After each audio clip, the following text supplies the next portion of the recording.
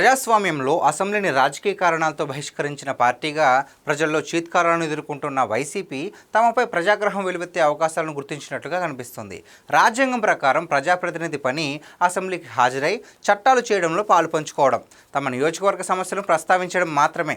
బయట దందాలు చేసుకుంటామని రాజకీయాలు చేయడానికి ఎమ్మెల్యే పదవి అవసరం లేదు.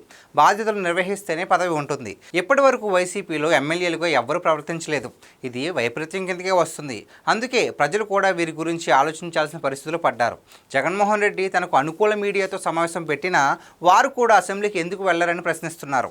ఇటీవల నిర్వహించిన ప్రెస్ మీట్లో ఓ జాతీయ మీడియాకు చెందిన రిపోర్టర్ ఇదే ప్రశ్న అడిగారు.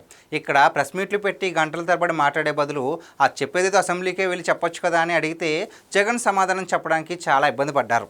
జాతీయ మీడియాలోనూ ఆయన వ్యవహార శైలి, చేస్తున్న రాజకీయంపై చర్చ జరుగుతోంది.